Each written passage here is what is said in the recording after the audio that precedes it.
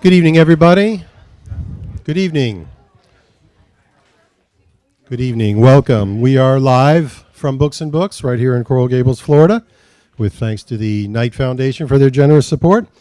Just a reminder to our internet audience, if at any time during tonight's presentation you'd like to purchase a copy of tonight's book, you can do so by calling us here at the store on the number on your screen, and we'll get a signed copy for you, and we'll ship it to you free of charge for the shipping anywhere in the United States. And for those of you here, don't forget to pick up a copy of our Books and Books newsletter. You can also visit us online at booksandbooks.com. You can give us your email address. We'll alert you to everything that goes on here, as well as being able to follow us on Facebook and Twitter. Tonight we welcome Maria Montiel Davis and her contribution to the Best Women's Travel Writing, Ashes Over Havana.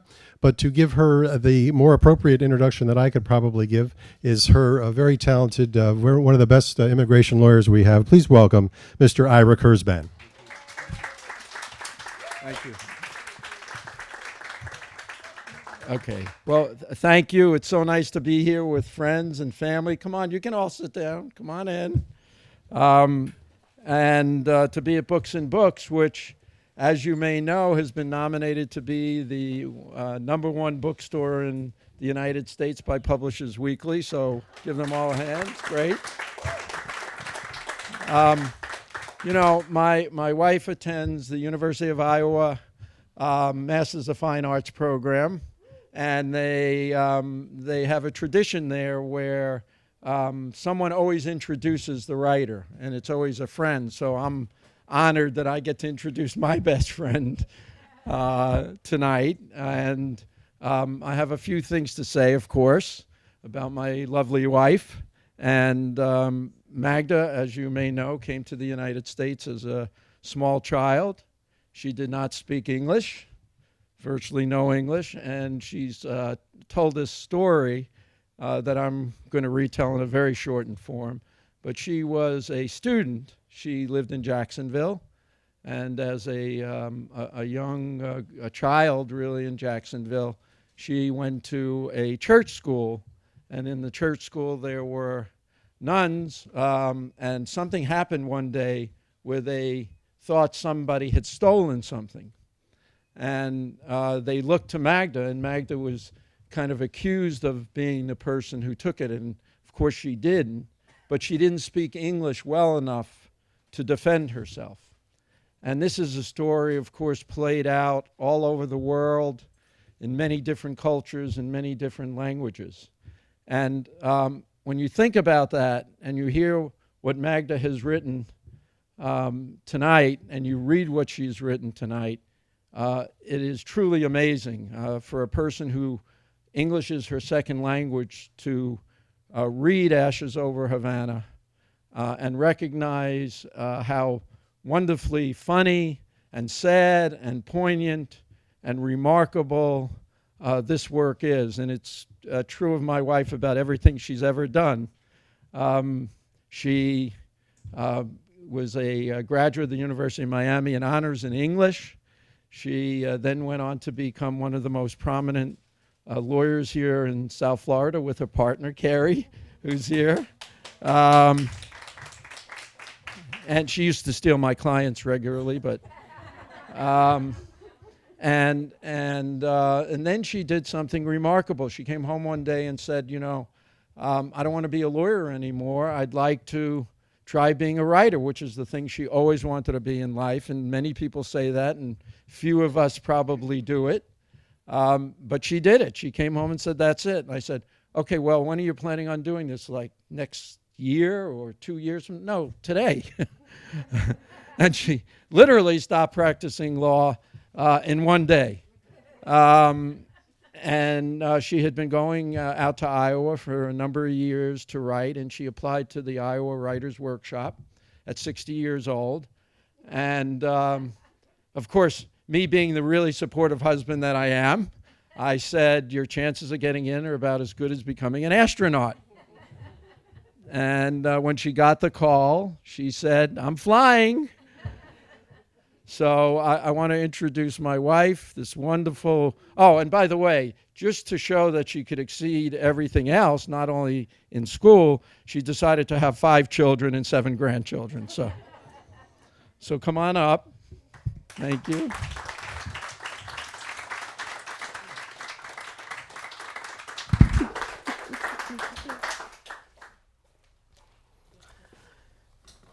tell him the truth. Tell them the truth. I woke him up and I said, I'm not going back to work. He said, let's take a walk. And that's what we did at 3 in the morning. So, this is, it's an essay that was published by Cimarron Review. And last year, my first year at Iowa, we received a call for submissions for the best women's travel writing. And I thought, oh, what the heck, sent it in. And I was, when I got the news, I called him up and I said, look at your email. And he said, what's it about? And I said, I can't talk because I'll start crying. So, yeah, I had to write it all out. So here goes. My father is flying to Havana with me. This is not my father's first Miami to Havana flight. There were many before in the 50s when he and my mother would leave my sister and me in the loving care of our abuelos and return to the island bearing gifts. A Sears tabletop record player that folded like a suitcase and played Take Me Out to the Ball Game. Thumbelina dolls with that happy vinyl new doll smell. And other American things. But that was before 1959, when Fidel and his army of long-haired men and long-rifled women marched down the Sierra Maestra Mountains to the cheers of the people below at El Malecón, Havana's pulsing seawall. The triumph of the revolution of free education, health care, and social justice for all. 2 years later, I left the homeland with my parents. I was 8. I had no choice. My father is flying to Havana with me one more time. 50 years after our emigration and 15 years after the last time he set eyes on his country. But this trip is different. My father is inside my carry-on. I am carrying my father's ashes back to Havana.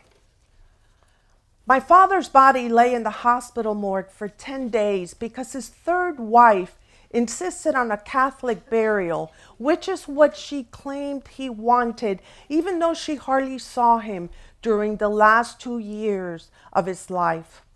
I buried my mom 7 years ago, and I knew I could not bury another parent.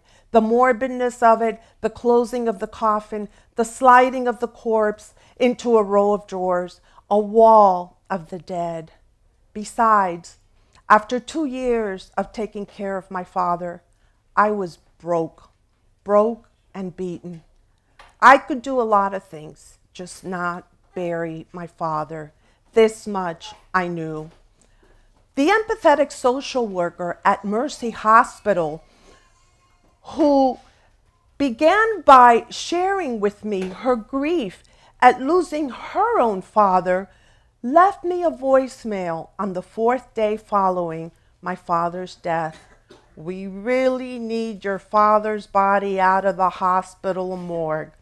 By the 7th day, we have no space for the others. Where would you like us to put the other dead bodies? On top of your father? After 10 days, my father's third wife, who had denied him the right to live out his final years in the marital home and vehemently fought his living with me, signed papers turning over the body to me. La familia no se ocupa de mí. These are excerpts I'm reading so I can jump over to the last part. At the hospital, he would say, La familia no se ocupa de mí. Oh, everyone has problems at work, Dad. I told him, the economy, you know, the Republicans, they left a mess. I wouldn't tell him I had stopped practicing law after 33 years of frantically fighting for the right of foreign nationals to live and work in the United States. My fervor at defending the rights of others, sometimes unknown others, had already taken precedence over everything else, over my 5 children. I could not continue now to manage my law practice and take care of my father the way I should, so I made a choice. When I told my sister this, she paused for a long time. Then she said, "He wasn't much of a father, or a grandfather either." "So what?" I said. "He was our father." When I complained to my husband about my sister, he said quietly, "Your father made choices in life." I said, not quietly. "And what? He made his bed, now lie in him? So drop him on the doorstep of some nursing home?" My father was a proud man. He was especially proud that in el exilio, he had worked his way up once again from renting seat cushions at the Jacksonville Suns baseball stadium in upstate Florida to senior vice president at a major bank in Miami. As an insider, he had access to information regarding the homes of the poor that the poor lost through foreclosure. He bought properties dirt cheap and resold them at top dollar. He also left my mother a few years after we left the homeland, after a tumor in her pituitary gland made her face, her hands, her entire self grow to monstrous proportions. Along with my mother, he walked out on my sister and me. He married his second wife immediately. My sister and I never met her. That marriage was short-lived, and then came the third wife. And then he lost his fortune. "Papín," I would say, what I called him in Havana. "Papín," he would say and shake his head. "Your Papín is no more." And I would feel the physical sensation of my heart cracking in two. Then he was better, and he went back to driving the streets of Miami Beach in his and her Mercedes with his third wife, Di Marín de los Pingües. Both in Cuba and in the U.S., my father's heart was in what he loved most, baseball. So it seemed appropriate that I should spread his ashes at the baseball field in Miami. I told my sister, "Bring Dad's ashes when you come to Max's, my 5th grandson's, first birthday party, and we'll spread them at the Bobby Maduro Stadium." By then, my father had been riding in the back seat of my sister's Mercedes for over a month. "He likes riding in the Mercedes," she said. "And where have you been? The Bobby Maduro Stadium was demolished years ago." Bobby Maduro had been my father's boss in Cuba at El Gran Estadio de La Habana, the great stadium of Havana, the home of the minor league team, the Havana Sugar Kings. "The new stadium is all the way up in Miami Gardens," my sister said, "en casa de carajo, in the middle of nowhere, and it's not even finished yet." I said, "Then we'll spread his ashes on the construction site." She said, "And if they don't let us in?" I said, "Then we'll rent a helicopter, for God's sakes, and let him sail on down." Again she said, "He wasn't much of a father, you know." Again I said, "So what? He was our father." This time she added, "Ay," and I could see her throw her hands in the air. "That's what you say about Cuba. It's my country." Here she mimicked what she presumed she heard in my voice every time we got on the subject of Cuba. My sister didn't come to Max's first birthday party. The last time I had visited Havana with my father had been 15 years earlier, my father's first and only trip after Fidel. We had stayed at El Hotel Nacional, a big historical landmark that sits atop a small cliff facing the Malecón seawall with its crashing 10-foot waves. Built by the Americans in the 30s, the hotel is emblematic of Cuban culture and identity. Black and white photographs of Hemingway with Fidel, mafia kingpins, and sex kittens from the 40s adorn its hall of memories in the basements. My father and I laughed in a way I had never seen him laugh before, and in a way I had never laughed around him. We took pictures on the breezy garden terrace, rolling hills of translucent green, curly-cued walkways, and Moorish tiled fountains overlooking the blue of the Malecon waters. We sat on the tippy edge of the small cliff, our feet up, freshly squeezed mango juice in hand, as El Cañonazo, the centuries-old cannon that every night at 9 o'clock goes off, nothing barring it, not Cuba's War of Independence, nor coup d'etat of a string of puppet presidents, nor the revolution is set off. Some things never change, I started to say, as my father looked at the pretty girls on the seawall below us. Now I can die happy, he said. When we returned to Miami, he called me.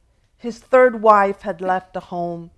It wasn't just that he had traveled to Cuba, viewed by many of my Cuban American compatriots as a betrayal to the exile cause, is that he had traveled to Cuba with me. But all I said was, ¿y eso? And all he said was, boberías, silliness. I didn't hear from him for a while. Flying time, Miami to Havana, 42 minutes. No sooner are you up than you're down. I look down, and there she is, Havana, the red earth, the royal palms. On our last family trip here, my grandson said the royal palms look like birthday cake sparklers. But I don't know if anything sparkles for me anymore. During the descent, everything rattles, food trays clang, the plane shakes, but the landing itself is smooth and greeted as always with a burst of applause. Ladies and gentlemen, welcome to Jose Marti Internacional. But you can hardly hear the flight attendant over the clapping in unison now, like tap drum beats on the beautifully glossed body of a guajiro's guitar. Whoops of al fin and bendito sea Dios, at last blessed be God, fill the air. A woman hollers, Viva Cuba. I lean forward in my seat to see who she is. She looks back at me. Nadie sabe lo que tiene hasta que lo pierde. Don't know what you got till you lose it, she says. She dabs dry her eyes and reaches under her seat for her bag. I reach under my seat for my father. The plane taxis toward the terminal. Everyone stands. I remain seated. The flight attendant says, ladies and gentlemen, please remain seated until the plane has come to a complete stop. I want to pull the Viva Cuba woman to me and cry with her. But the passengers swarm the aisle, bang open the overhead bins. The flight attendant is losing her cool. Ladies and gentlemen, please stay seated. We'll have you there in just 1 minute. Together, my father and I deplaned and walked the hot, asphalted runway toward the Havana terminal. I walk, he rolls. Together we sail through immigration, then customs. No, not through customs. The young olive-clad officer asked me, what is in the box? My father, I say. My father is in the box. He takes the box out of the shopping bag with its imprint of the funeral's logo, a tree of life. I haven't opened it, I say. The box is little and it is cute. It is black. It is the first time I have seen the box. Do I have documents, he asks. Yes, I say, and I do not lie.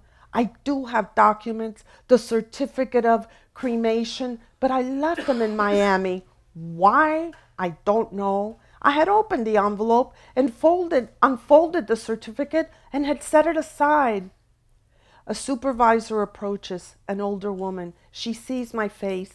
When she asked me when my father died, tu papa, I let out a wailing cry.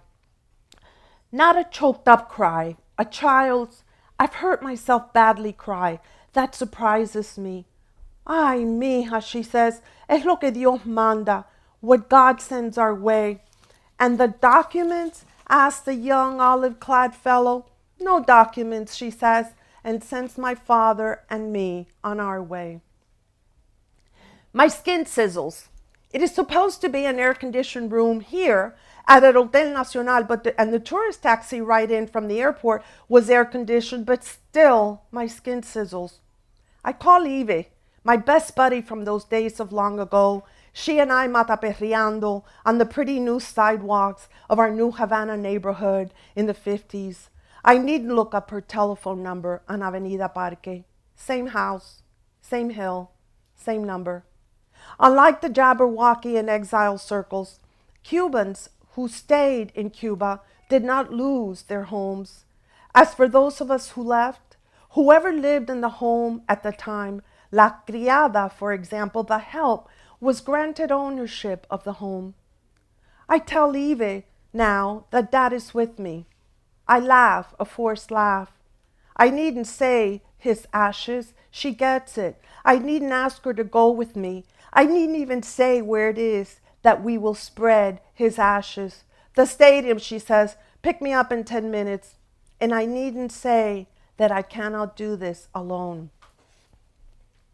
I can't go anywhere, I tell Eve as I bolt through her front door till I've had a merienda. I throw myself on her living room couch, splay open my legs, fan myself with my skirt.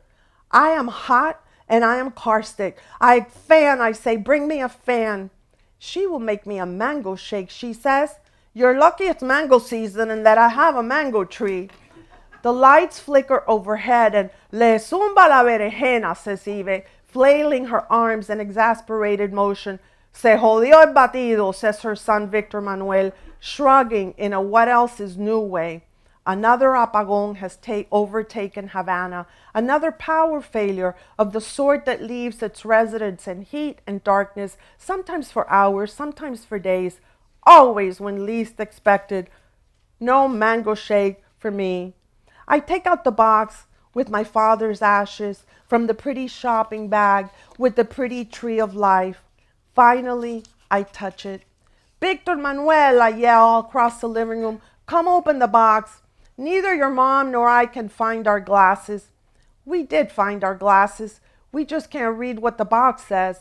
I touch the surface, black and smooth, a corner of it braille-like. It has instructions here, I say. He peers closely at the box. He says, it's made of recyclable material. Caballero, Eve says, tanta lucha la vida para terminar en esa cajita. So much struggle, life, only to end up in that little box. She lays the box atop the living room console, a mosaic of tiny mirrors. As a child, I had marveled at the vast number of images of myself that danced and leaped before it. I sit unmoving now and stare at the mosaic of mirrors, its reflection dull, its edges black. El Gran Estadio de La Habana, my father liked to say, had a playing field and a state-of-the-art lighting comparable to, no, better than, major league stadiums. In 1947, a year after it opened, the Brooklyn Dodgers chose the stadium as their spring training site, as did the Pittsburgh Pirates in 1953, the year I was born. But in 1961, American professional baseball in Cuba was stopped, and the great stadium of Havana was renamed El Estadio Latinoamericano. That was the year I followed my parents out of the homeland, one small suitcase in one hand, my Thumbelina doll in the other. Standing before us now, the stadium slouches like an old movie star, faded and wrinkled, a flicker of what once was. Except my sister and I never got to see what once was because my father never took us to El Gran Estadio de La Habana, only my mother. Wait for us here, I tell the cab driver. 10 minutes. He can't, he says. He has to drive clear across town to meet his last customers who promised they would pay his fare if he came back. You're going to leave us here, I say, en casa carajo, in the middle of nowhere? On the street, women wear pantuflas, rickety bedroom slippers, and their butts stick out like backward C's from their fluorescent spandered miniskirts. Eva taps the cab driver on the shoulder. Mi Americanita friend here thinks we're going to get assaulted, she says. Then she turns to me. You're in Cuba, amiga, remember? Not in the US of A. This last part she says in English. So don't worry about crime. Worry about how we'll get back to the city. Mira, she says, in no time, I'm going to see you doing this like the rest of us. She sticks 2 fingers in her mouth, lets out a whistle, then moves her thumb back and forth in hitchhike mode. The cab driver drives a full circle around the stadium. When he starts the second circle, Eva says, you think if we go in circles long enough, you're going to solve everything? We laugh, the 3 of us. I'll give you the fare you'll collect, I say, if you wait for us. Double the fare in American dollars. No, mijita, he says. No need. He'll wait. Out of the cab, Eva calls out to me. Where are you going? I am already mid-street, crossing to the other side. 2 rifled young men in blue uniforms stand, guarding the stadium entrance. To ask them to let us in, I call back. ¿Tú estás loca? She asks. Things aren't done this way in este país, in this country. They're going to think we're doing contra-revolución, spreading white powder like that. I put my hand on her shoulder and she cringes. Her shoulder, she says, her entire arm. She's tried putting everything on it. She can find relief. The shots they give her at the local clinic, but they're $37 a pop in American dollars. Before I can ask her, what happened, Eva, to free healthcare, she says, lo único que me falta es ponerme una gallina congelada. The only thing I haven't done is wrap a hen from my freezer around my shoulder. And I wonder if she has a hen in her freezer, but I don't say, you have a hen, Eva, in your freezer? Even if I am sacrificing a shared laugh. So we walk the perimeter of the closed stadium in the gray of dusk. She takes the plastic bag and spreads the first fistful of ashes for me, and I am grateful for that. I look at her, so far removed from the bouncing, sun-streaked ponytail girl of years past. Now her dry, over-processed hair, now cropped closely to her scalp, her weather-beaten skin giving her a worn-out, hardened look. So far removed from the ballerina leaping across the terrazzo of her living room floor during arabesque and grand jetés before her mirrored console, her sequined costumes leaving swirls of pinks and blues and greens behind her. And I wonder, when she looks at me, does she see my purple Nikes and my cool asymmetrical haircut? The suitcases I bring full of clothes that my children discard, some hardly worn, that her children greedily don? Or does she see the sunken flesh under my eyes, the hard lines around my mouth, a wrung-out lawyer staggering under the weight of financial struggles, glob, glob, a ship's anchor around her neck, a not-so-good mother begrudging all she gave up, time with her children, like my father. But my father never came to that realization. After a while I say, Coño, Ibe, at least spread him on the grass, even if it is littered with flattened cans, crumpled newspaper and smoldering cigarette butts, not on the sidewalk with its raised slabs and wide, deep cracks. It is when we turn the corner that I trip over a crack, one foot then the other, moving quickly forward, irrespective of me, my entire self on its way to the cracked sidewalk. The fall is fast, but it is slow. But I don't complete the fall, because Eve swoops a quick, strong arm my way and lifts me, my friend Eve with the bad shoulder. In 2 years, she says, we'll be like Mr. Magoo of the nearsighted old man navigating his way through one calamity after another.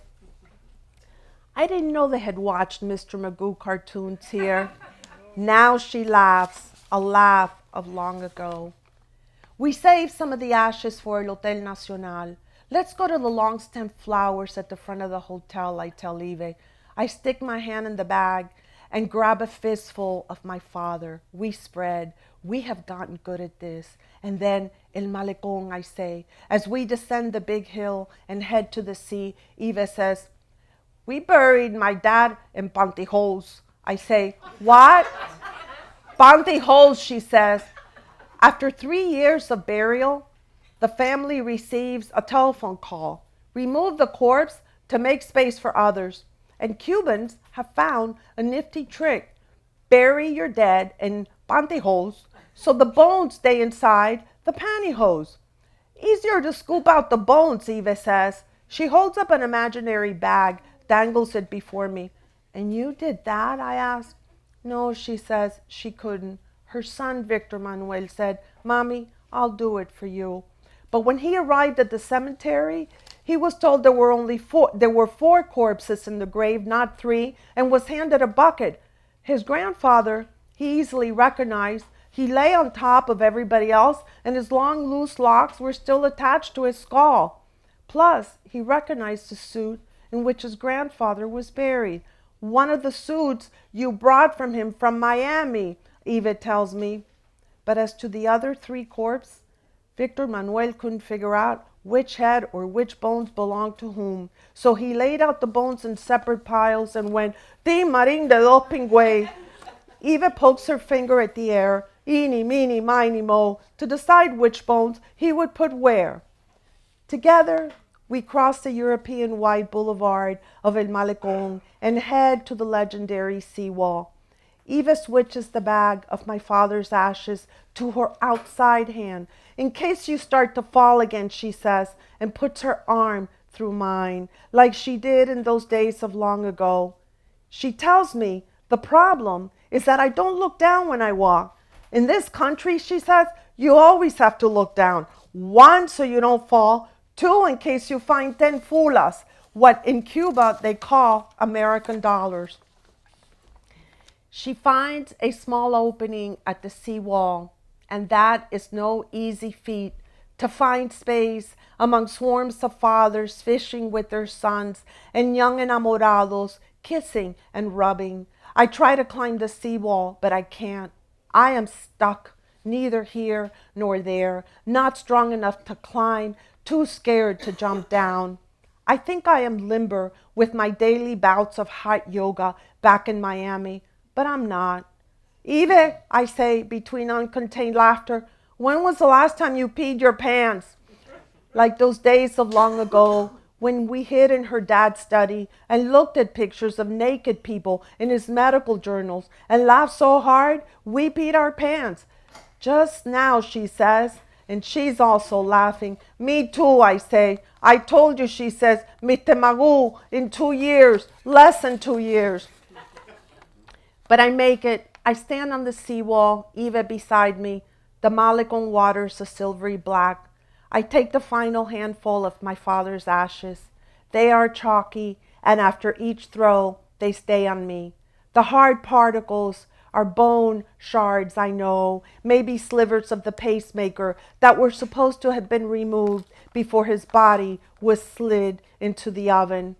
But I think of them as seashells. I throw my father's ashes at the sea wind and at the waters that connect my here and my there, Havana and Miami. But the ashes don't fly in the direction I throw them. The ashes fly back inland toward a pretty girl with brown skin kissing her novio, a pretty brown girl covered now with my father's ashes. Eva and I stare at each other. I say to the pretty brown girl's novio as he wipes the white off her face, her hair, her blouse. Perdón. It's okay, he says, pronounced oka, the anti-imperialista revolutionary way. As we cross the highway, the slow groan of the crashing 10-foot waves of the Malecón behind us, Eva says, if they only knew. I say, that's okay. Okay. Dad's happy going home with her tonight. He always did like brown-skinned girls best.